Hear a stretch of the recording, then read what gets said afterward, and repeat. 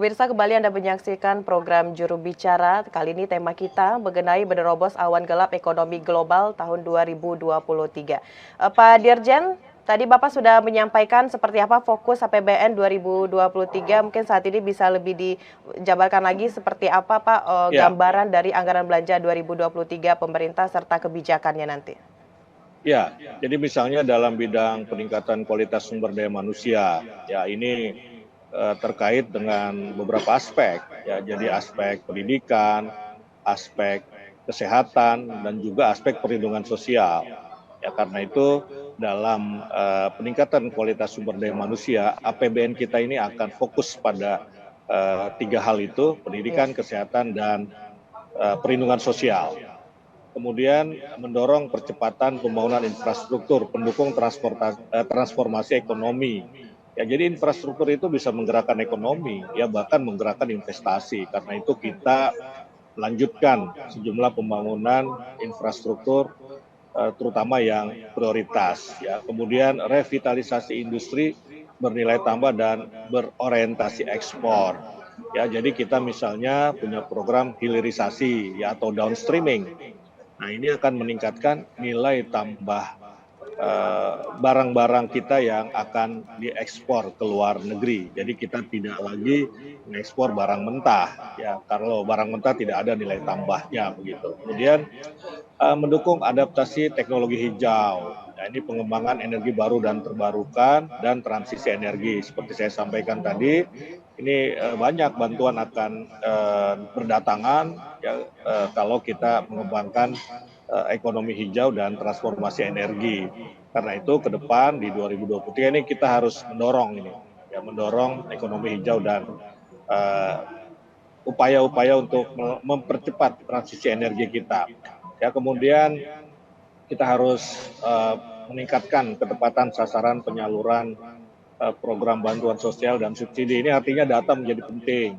Ya, data menjadi penting. Kementerian Sosial ini saya kira berperan penting dalam hal ini. Kemudian meningkatkan efektivitas reformasi birokrasi. Nah, kalau birokrasinya terlalu panjang, tidak efektif, tentu ini tidak menarik bagi investor begitu. Dan ini akan costly ya akan menyebabkan banyak ongkos yang keluar ya. Kalau efektif, efisien, tentu saja bisa menghemat dan hasil penghematannya ini kita bisa gunakan untuk upaya-upaya yang lebih produktif lagi begitu. Kemudian percepatan dan pemerataan pembangunan infrastruktur. Ya ini fokus pemerintah sejak beberapa tahun terakhir. Nah ini terutama ya tadi seperti saya sampaikan infrastruktur penggerak ekonomi. Apa itu misalnya pelabuhan, ya jalan tol, kemudian bandara dan lain-lain begitu. Dan yang lain lagi ya juga yang perlu kita dorong adalah pariwisata. Ya pariwisata ini saya kira menjadi hal yang penting. Pasca COVID ini permintaan untuk liburan ya pariwisata ini meningkat begitu sehingga kita harus siap-siap ya siap-siap.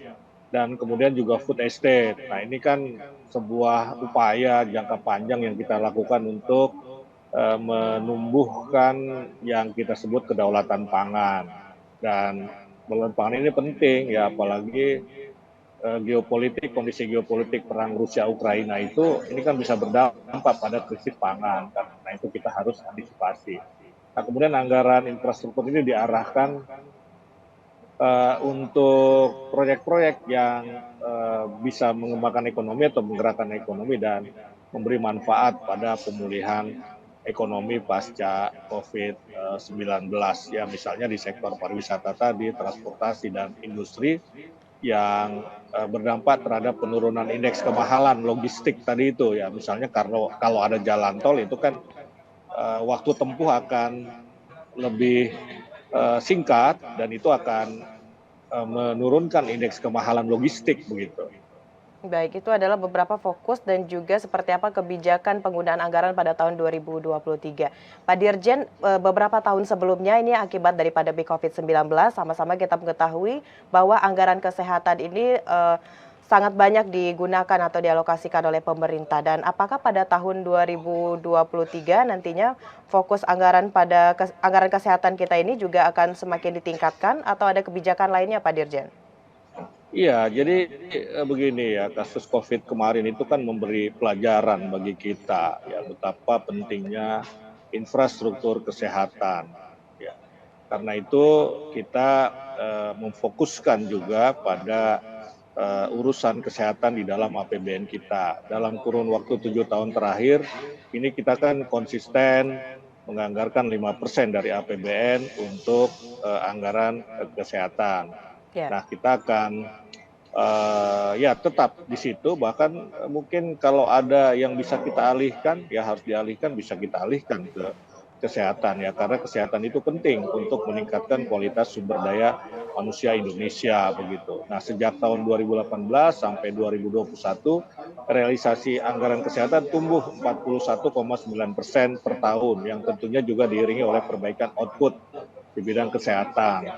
Nah, kemudian juga ya ini soal JKN ini menjadi penting ya, untuk mewujudkan cakupan kesehatan semesta ya di seluruh Indonesia, buat seluruh masyarakat Indonesia begitu. Nah, karena kasus COVID ini sudah terkendali dan adanya peralihan dari pandemi ke endemi, karena itu kita mendorong ya normalisasi kegiatan termasuk dalam pelayanan kesehatan reguler atau non-COVID. Anggaran kesehatan 2023 itu akan tumbuh, yang reguler ya, tumbuh 37% dibandingkan 2022 yang reguler, diantaranya untuk transformasi sistem kesehatan dan percepatan penurunan stunting. Nah, Ya. kita ini punya pekerjaan besar menurunkan stunting di angka 14% pada 2024. Dan kemudian kita juga memiliki arah kebijakan kesehatan Indonesia, yaitu penguatan layanan kesehatan primer, terutama dalam upaya promotif dan preventif. Nah, di sini kebutuhan dokter menjadi penting. Ya, sementara Indonesia ini kan masih kekurangan dokter, baik dokter umum, apalagi dokter spesialis. Ya, karena itu penguatan layanan kesehatan primer ini adalah salah satunya adalah kita mempercepat pendidikan kedokteran, misalnya begitu, pendidikan kedokteran spesialis, dan juga teknologi kita harus manfaatkan ya supaya kita bisa melayani masyarakat secara baik, juga termasuk di bidang farmasi, ketersediaan obat-obatan, ketersediaan vaksin. Kita ini kan sudah punya vaksin ya, karya anak bangsa sendiri begitu.